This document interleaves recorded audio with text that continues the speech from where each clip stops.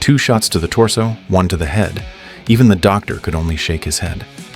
This film has been highly praised by military enthusiasts and tactics fans over the past 2 years, and it is also the best and most explosive gunfight action quadrilogy in recent years. The tactical details and weaponry showcased in the film are a paradise for military enthusiasts. Brothers who often handle guns know that gunfighting at extremely close range is a highly difficult discipline, and John Wick's chest-held firing stance here is the famous CARS tactical firearm system, short for the center axis relock system. As the name suggests, it is a shooting system based on the body's center line, very suitable for close quarters shooting in confined spaces. This firearm system was created by British police officer Paul Castle, who, based on his law enforcement experience and protective career, developed a shooting system more suitable for close-range reaction, its advantages and characteristics being rapid reaction and firing first. John's primary weapon is the HK-P30L produced by Germany's Heckler & Koch. The P30L is the extended version of the P30 and also features a custom muzzle compensator. The gun has been produced in 2 calibers, 9x19mm and .40s, and the detachable double-stack magazine capacity for the 9mm caliber is 15 rounds, with a muzzle velocity of about 900 meters per second. Today we'll dive into this film full of violent aesthetics and heart-pounding tension. John Wick. John Wick was originally a top-tier assassin, once killing 3 fully armed men in a bar using only a pencil. Because his wife Helen was seriously ill, he chose to retire. Not long after, Helen passed away, despite treatment, which was an immensely painful blow for John, dimming his happy life forever. To keep John from feeling alone, Helen gifted him a puppy before her death, hoping to stay by his side in another way. Looking at the puppy before him, John knew this would be his emotional anchor to continue living. Over time, with the puppy's companionship, John gradually emerged from his pain. On this day, John drove his '69 Ford Mustang as usual, bringing the puppy to a gas station. While he was refueling, he encountered several thugs. Their leader, Yosef, took a liking to John's Ford Mustang and demanded to buy his car at a low price. But John just looked at him coldly without speaking, then drove away directly. The 2 thugs watched John drive off, revealing sinister smiles. Soon, John arrived at the airstrip to race. Here's a small detail. The novel in the security guard's hand at the entrance is The Art of Awareness by Terry Ann, published in 1979, which includes a story about an assassin successfully killing an enemy using just a pencil, a story that perfectly fits John's world. At night, John returned home and was about to sleep, but the puppy kept barking incessantly downstairs. John followed the sound down, only to see 2 masked men upon reaching the bottom. Immediately, he was knocked to the ground by a blunt blow. Then they began brutally beating John. The attackers turned out to be Yosef and his group from the gas station earlier that day. They ransacked John's home and even killed the puppy right in front of him, the final gift from his deceased wife. After finding the car keys in the room, Yosef grabbed John by the hair. John woke up later. The puppy lying beside him had stopped breathing, holding the only memento left by his deceased wife. A seed of vengeance took root. Early the next morning, John first buried the puppy under the large tree in the yard, then began meticulously cleaning the bloodstains on the floor, his eyes turning fiercely cruel. The feared Boogeyman John was back. These criminals could never imagine that over a dog they would soon pay with their lives. They drove the car to a chop shop to completely change the appearance of the Ford Mustang. But the owner, Aurelio, turned pale upon seeing the Ford Mustang. He recognized it as John's car. Yosef wasn't an ordinary thug either. He was the only son of the local biggest crime boss, known for his arrogant and domineering behavior. Aurelio told Yosef to leave his shop immediately. He wouldn't dare touch John's car.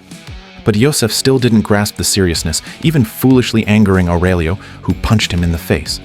Word of this punch quickly reached the crime boss Vigo, who immediately called Aurelio to demand an explanation. However, upon hearing that his son not only stole John's car, but also killed his dog, Vigo's face instantly changed color. He knew well the terror John represented. When he went downstairs, he saw his son returning. Without a word, he punched Yosef hard enough to make him vomit, then pulled him up and punched him again. Yosef still had no idea why he was being hit. John's identity terrified even crime boss Vigo. Finally, he hugged his son, as if giving him final last rites. Meanwhile, John learned from Aurelio that Iosef was Vigo's son, undoubtedly making his revenge much harder. But losing his beloved wife was already a fatal blow. Now losing his car and dog became the final straw. This vengeance must be delivered.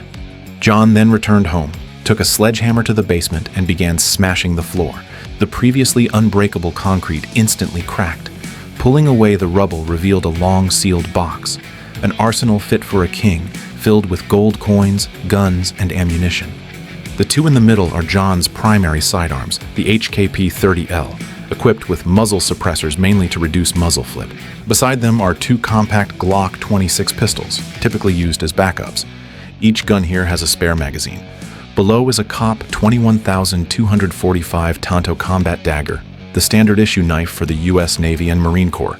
In the bottom left corner is a Microtech UTX-70 automatic knife, small, light, and easy to carry, generally used for eliminating targets discreetly in emergencies.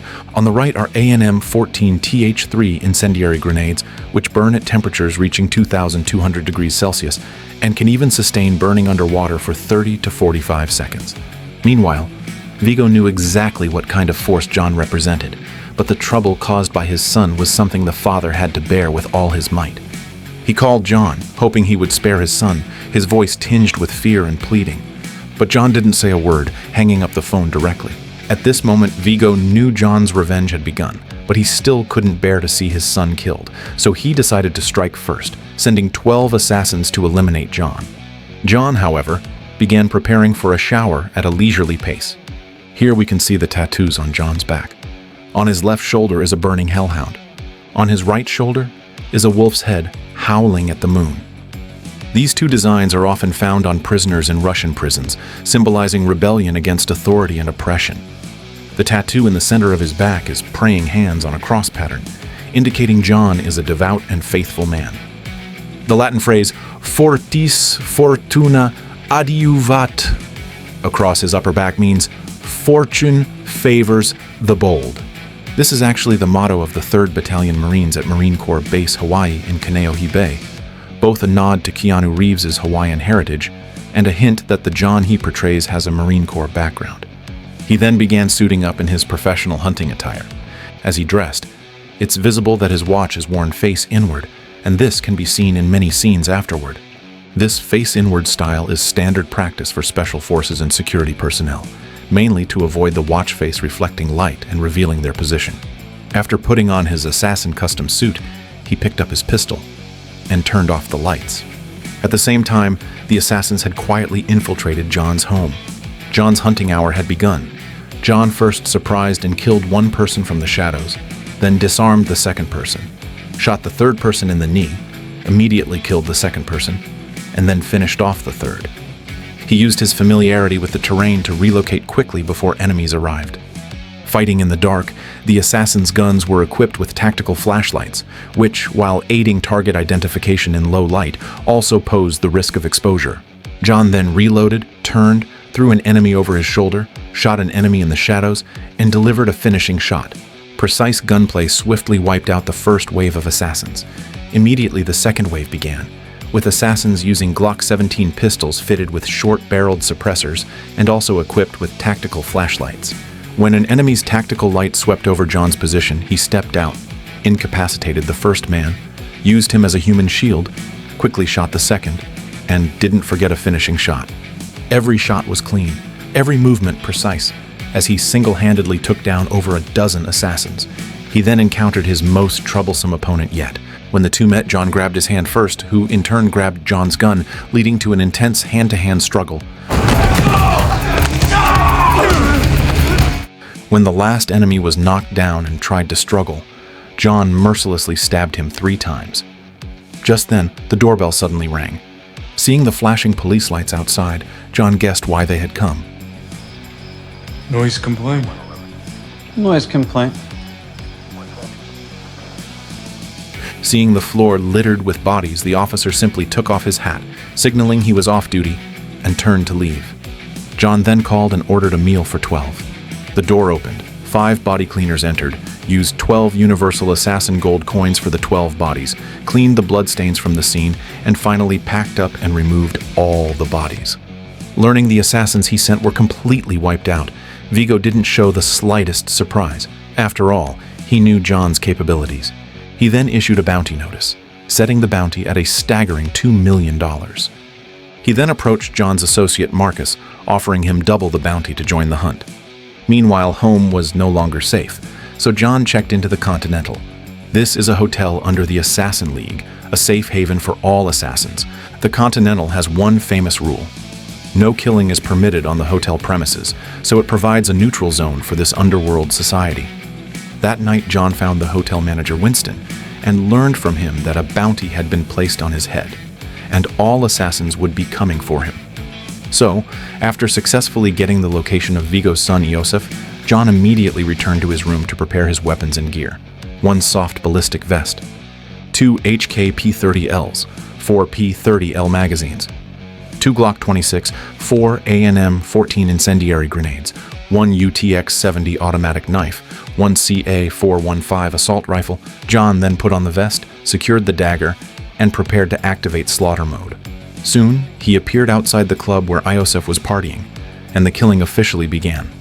At that moment, Iosef's accomplice was washing his face, unaware death had arrived.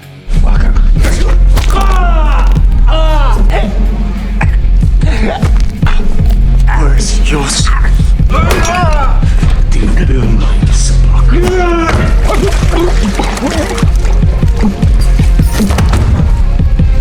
John then silently eliminated the guards along the way and quickly located Iosef.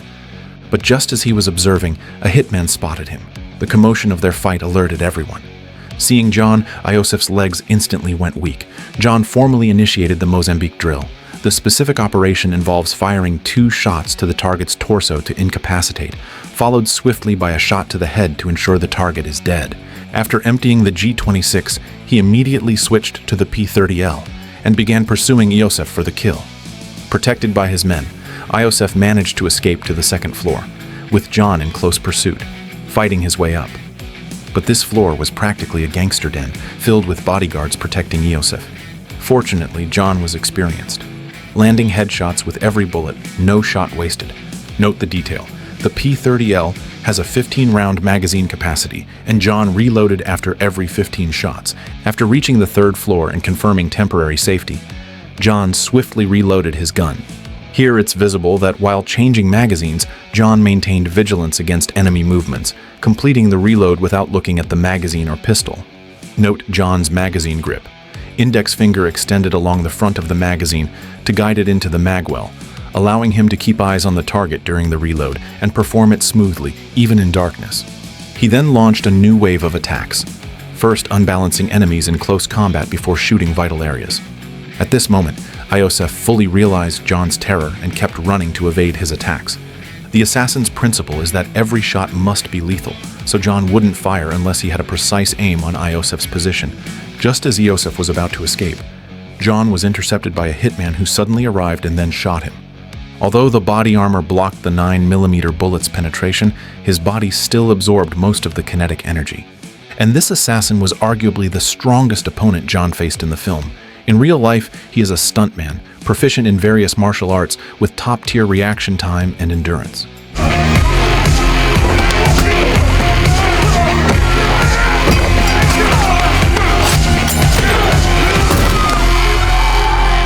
Ultimately, Iosef successfully escaped in the chaos, and John was also seriously injured. After returning to the hotel, John had his wounds treated with the help of an old Chinese doctor, then lay down on the bed to rest. But at that moment, Marcus set up his sniper rifle on the rooftop opposite him. Marcus was using a modified, takedown Ruger M77 sniper rifle. Peering through the scope, Marcus spotted another figure at the door, so he decisively pulled the trigger to warn John of the danger. Upon closer observation, you'll notice Marcus's scope was aimed directly at John's head when he fired, but the bullet hit the pillow beside him. This is a meticulous detail in the film, because before firing, you can see Marcus's hair drifting slightly to the left, meaning he accounted for wind speed affecting the bullet's trajectory. John quickly rolled off the bed seeking cover, just as he saw the female assassin Perkins sneaking in. Realizing she was exposed, Perkins immediately opened fire with her suppressed Walther P99, shooting at John. The original P99 cannot be suppressed. It requires replacing the barrel with a threaded one. After dodging Perkins's attack, they quickly grappled, but soon John had Perkins subdued. To avoid breaking the Continental's rules, after forcing Perkins to reveal the location of Vigo's secret vault, John simply knocked her out and handed her over to the neighbor next door. Early the next morning, John stormed the target location. After swiftly dispatching all the guards, he reached the vault's core, gathered all the gold coins and cash, then destroyed everything with 2 incendiary grenades. Vigo arrived soon after getting the news, but before he could even get angry, his bodyguards started dropping. John, wielding a CA-415 assault rifle made by American company Collie, fired rapidly, taking out several of Vigo's bodyguards. At first glance, this rifle resembles the HK-416, but closer inspection reveals it isn't. From the side of the receiver, you can see it lacks Hong Kong's iconic markings. Instead, it has the English word Collie, for the American company Collie.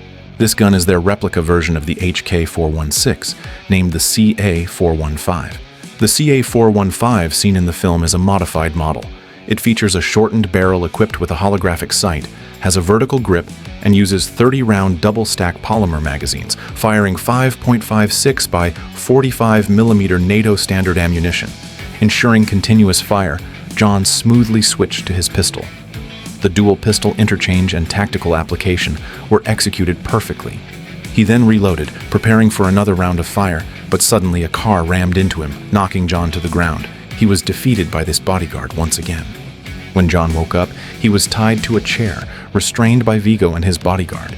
The arrogant Vigo began insulting John directly. Not only John, but also his wife and his dog. He couldn't understand, was it worth so many deaths over a dog? He then punched John.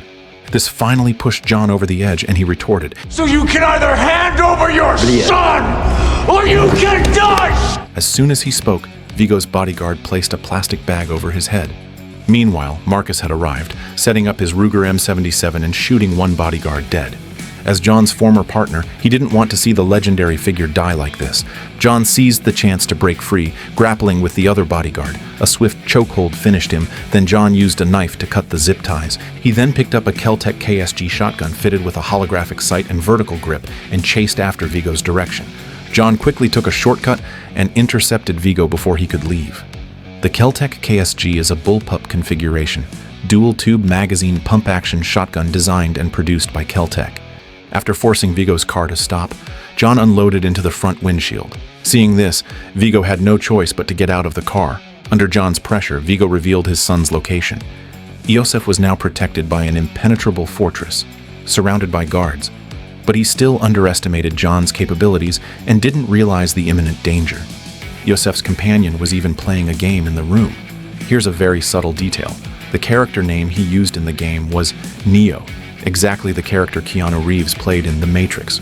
Soon, John silently eliminated a sniper, then took position on a high gantry with a Desert Tech Stealth Recon Scout SRS sniper rifle.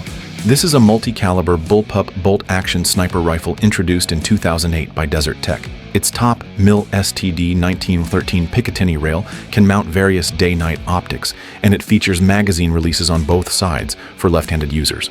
With a 5-round magazine, firing 7.62 by 51mm .308 Winchester ammunition. The first shot took out Iosef's companion. Shot after shot, the bodyguards at the entrance fell one by one. He then pressed the detonator, blowing up all the cars below, completely cutting off their escape route. Meanwhile, Iosef fled under guard escort, but just as they reached the first floor, the guard was shot dead. Seeing this, Iosef could only run desperately, but it was too late. John closed in step by step, delivered one clean shot, then turned and walked away coolly. Revenge complete, John prepared to leave the Continental. Upon departure, the hotel gifted John a new car as an apology for the assassination attempt he endured there. After leaving the hotel, John said his final farewell to Marcus by the river, unaware that Perkins, who had escaped earlier, witnessed this scene. Learning it was Marcus who betrayed him, Vigo, in a fit of rage, brutally murdered Marcus and arrogantly called John to tell him. When John arrived at Marcus's house, all he found was a cold corpse. John sank into grief once more. Meanwhile, because Perkins violated the Continental's rules, her membership was forcibly revoked, and she faced the consequences. Winston also informed John of Vigo's escape route. John immediately drove after him. This time, he would settle both old and new scores. John soon caught up behind Vigo's convoy, then floored the gas, ramming the trailing vehicle off the bridge.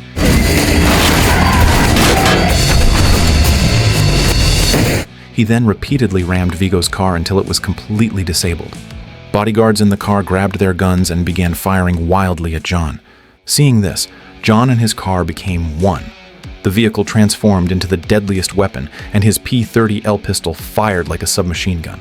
Steering with one hand while firing with the other, he eliminated every enemy in his path. Just as John finished off the last bodyguard, Vigo suddenly drove straight into him. Fortunately, John reacted in time, jumping out the rear window moments before the car was pushed off the bridge. Now only John and Vigo remained. Vigo suggested putting down their weapons and settling it with fists in a hand-to-hand fight. But when losing, Vigo resorted to a dirty trick, pulling a dagger from behind and repeatedly stabbing at John. John didn't dodge. Instead, he used the momentum to drive the dagger into his own abdomen, then immediately broke Vigo's arm, pulled out the dagger, and plunged it into his neck. Finally, one dead, one injured, ended this war over a dog. Badly wounded, John then walked into an animal hospital, grabbed a stapler, and began stitching his own wound. During this whole process, he noticed all the dogs were barking frantically, except for one pit bull that remained aloof. Its solitary pride instantly attracted John, and he decided to take this pit bull home. Then, John walked it towards the starting point of John Wick Chapter 2, thus ending this film. This action film, simplified as, "You killed my dog, I'll take down your entire organization," appears on the surface as a revenge tale, but its core actually touches on the most hidden pain points of modern people. Everyone has a metaphorical dog that cannot be touched. It might be a project you worked nights on getting credited to a colleague, the car you saved for getting keyed, or a long-awaited vacation ruined by sudden overtime. Beneath the bloody, violent surface, turbulent undercurrents of existential philosophy surge. The thrill of John Wick lies in letting the on-screen John carry out the counterattacks we dare not make in reality, using the most violent means to defend that tiny yet crucial shred of dignity in life. See you in the next video.